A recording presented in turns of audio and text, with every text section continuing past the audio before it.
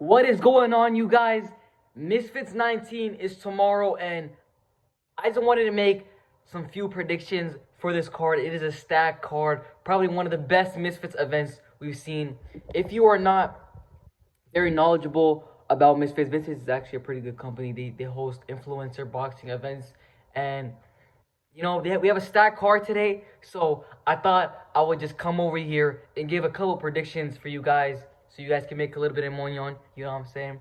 So let's start off with the first fight of the night. Amir Anderson takes on Niraj. Now, this will be an absolute slaughtering, to be honest. Amir Anderson, I don't know who he fought last, but I watched it. I definitely watched it, and he just looked technically amazing. His jab looked great. His right hand looked great. He was piecing him up. His footwork looked amazing. I think Amir Anderson is a very, very good contender in the middleweight division. And I think he's going to knock him out in the first round. He doesn't have too much pop in his hands, but I think he's going to win by this. I think he's fighting some Indian guy. I think he's going to knock him out in the first round. How about that? You know what I'm saying? So that's my prediction for the first fight. And the second fight, we have an absolute banger.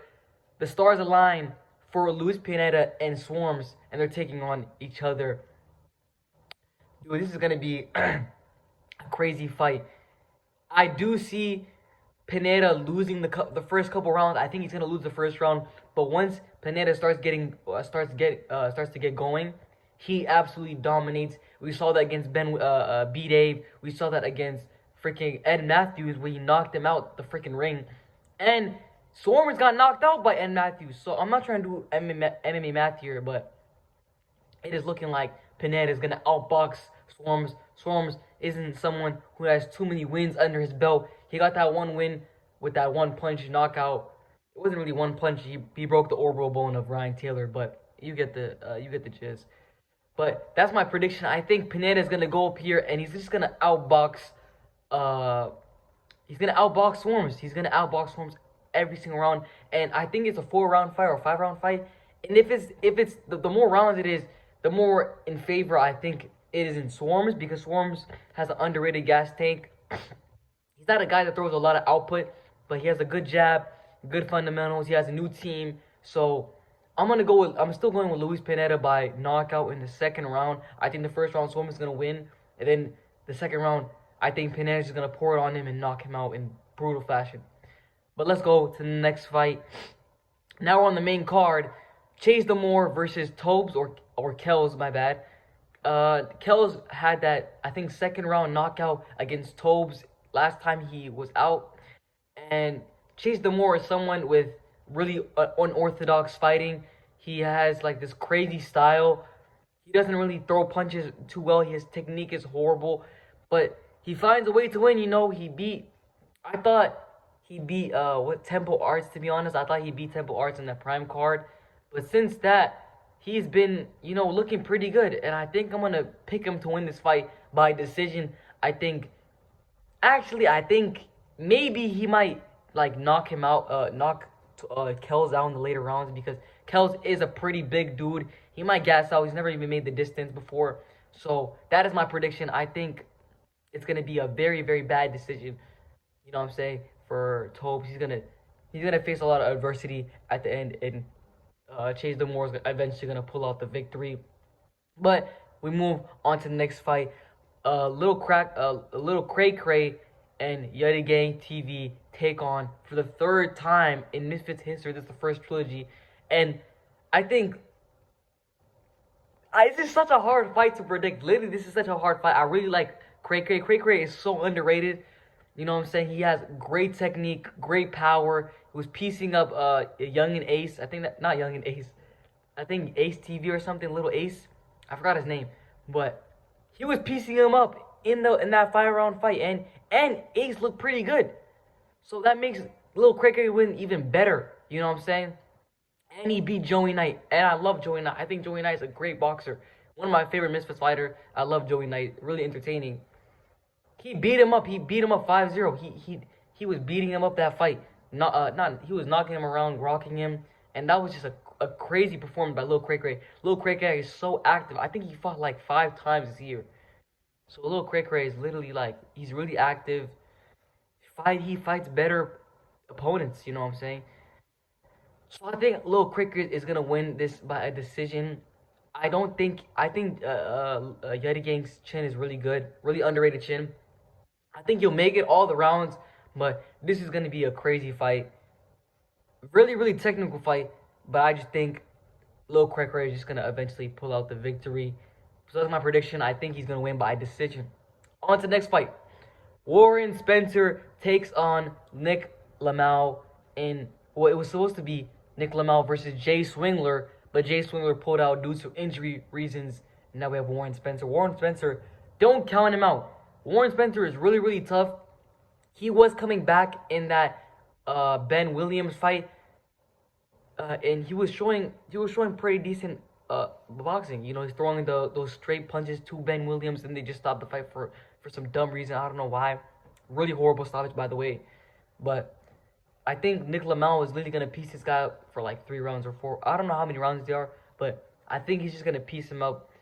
Really, really good. You know, Nick Lamau has great fundamentals, great straights, a great jab, really underrated chin. He was taking big shots from Jay Swingler and just eating that shit up. So I think Nick Lamau is gonna win this by a decision. But yeah, let's go to the next fight. A banger of the fight, the return of Jarvis back to Misfits, facing on the Irishman, Ben Williams. Now I have something to say about Ben Williams. Ben Williams has a horrible gas tank. And I think Jarvis found out about that because in that Warren Spencer fight, first 30 seconds, Ben Williams looked so good, rocking Warren Spencer around. But as soon as that 1 minute mark hit in, Ben was gassed. Ben literally had nothing on the feet after that. That's when Warren Spencer started upping the heat. And literally, he reverses position and he starts throwing straights. Then that's when the refs stop it. I think Jarvis is going to knock this guy out in the first round. I do see it could, if Ben Williams get a knockout, if he gets a knockout, it's literally going to be the first 30 seconds.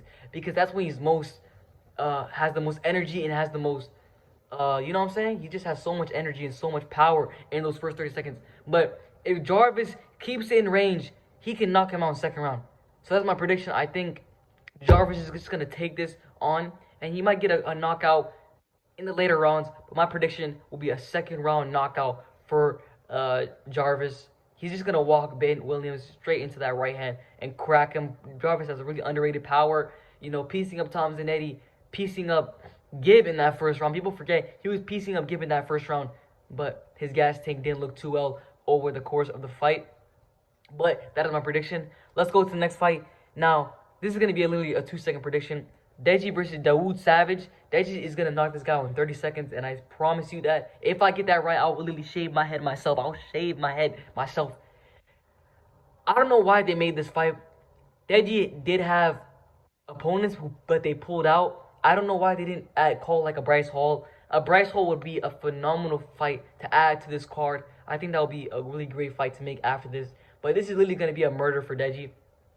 Deji's going to murder this guy in 30 seconds. He's going to shave his head. So we're all going to see that. I'm excited to see that. You know what I'm saying? But, yeah, I really do think Deji should have got a better opponent. But I don't really care. I just want to see Deji win. You know, I'm a Deji fan. You know what I'm saying? Shout out Nigeria. I'm not even Nigerian, though. But let's go to the next fight. HS Tiki Talkie takes on Masai Warrior. Now, HS Tiki Talkie last fought on the last Misfits card. He fought someone named George Fenson, some little model or something. I don't know. I think he was a model or something. But George had nothing on the feet for HS Tiki Talkie. HS Tiki Talkie was literally dry humping him, or I don't even know what he was doing. He was just like, he was doing some mad things, I'm not going to lie. But HS is going to knock this guy out. HS has really good jabs, really good. He looked like he had a really good lead hook. The technique was there, but the opponent was not there. George Fenson had nothing on the feet. And all that shit he was talking during the build-up, literally, to show nothing is actually really embarrassing. But I don't really know Masai Warrior too much. You know, he in the open workouts, he definitely looked a little bit stiff. But I feel like every big boxer in Misfits looks stiff, so you can't really count him out. This guy looks built, though. He looks like he has really decent power, but HS just has the boxing advantage, the skill advantage. I think he's going to knock this guy out in like 2 rounds, to be honest. But that's my prediction. I think it's going to be a round 1 knockout for HS Tiki Talkie. And everyone's going to be talking about him like, oh, he can beat Jake Paul. And he can't even. He can't touch Jake Paul, to be honest. But let's go to the co-main event of the evening. Saul Poppy versus King Kenny. Now, when this fight first came up, I thought Saul Poppy was gonna beat this guy. I thought Saul Poppy was too slick, too fast. His left hand is too good.